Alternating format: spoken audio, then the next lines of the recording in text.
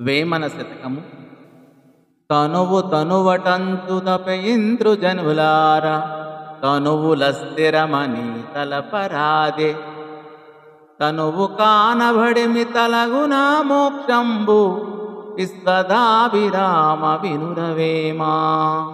తనువు తనువటంచు తపయింత్రు జనులార, తనువుల స్థిరమని తలపరాదే. తనువు కానబడమి తలగున మోక్షంబు, విశ్వదాభిరామ వినురవేమా. తనువు అనగా శరీరము. చనిపోయే శరీరంపై మోహమెందుకు? తనువు లేనిచో మోక్షం కలగదా కలుగునని భావము. మాటలోని వాని మహిమదా తెలియక, మాట తెలియలేక మమత చిక్కే. మాట తెలిసినేని మహితుడు యోగియో, విశ్వదాభిరామ వినురవేమా. మహిమ అనగా గొప్పతనం. గురువు చెప్పిన మాటలను వినాలి, అందరి గొప్పతనమును తెలుసుకోవాలి.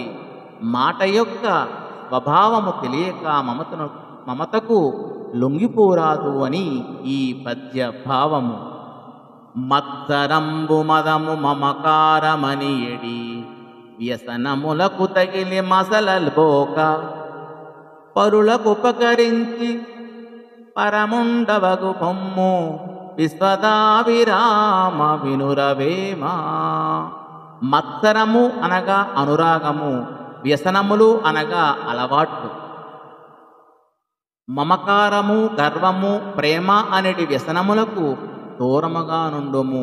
చెడ్డ వ్యసనములను దరిచేరనీయక, పరులకు ఉపకారము చేయువాడే బ్రహ్మస్వరూపుడవుతాడు అని ఈ పద్య భావము. ధన్యవాదములు.